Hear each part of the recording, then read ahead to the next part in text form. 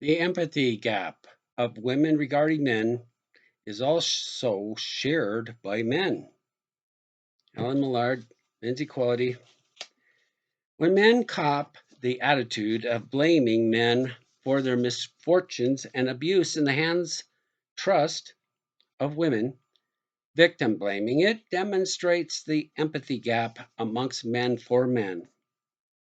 The callous disregard does not exist for women when they are hurt and abused by men. We need better, more ethical men as well as women who care and empathize with men and who hold women to account for their actions.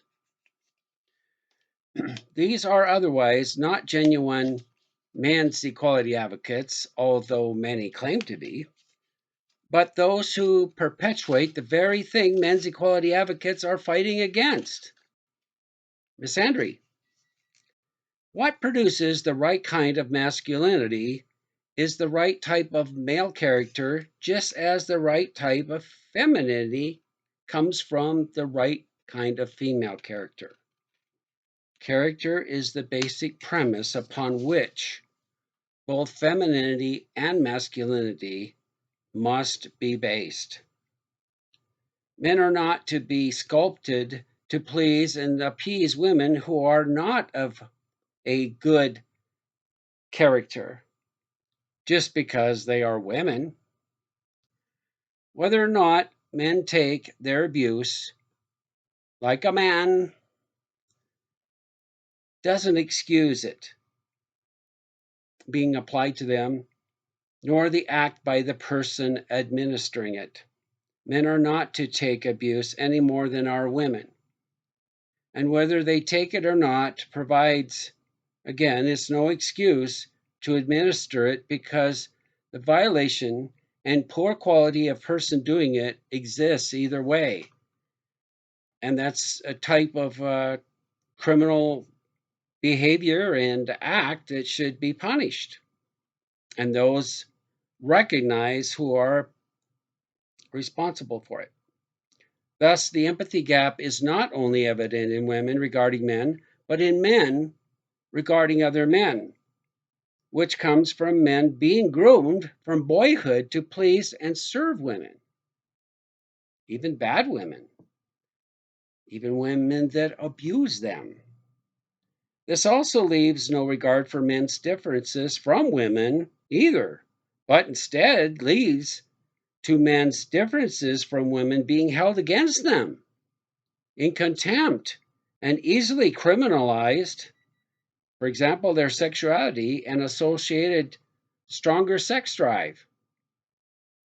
The childish alpha beta labeling and stigmatizing of men is also a part of this male self hatred.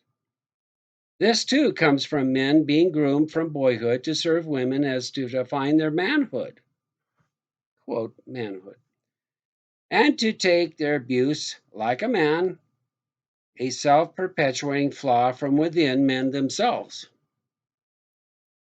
This is the very core of what legitimate men's equality advocates have been fighting against from the start, and what we can accurately consider a toxic form of masculinity, overtaking men's equality efforts many times. It's as threatening to men as is feminism. Many men are more caring about, they care more about what is masculine than they do about what is just and good and right.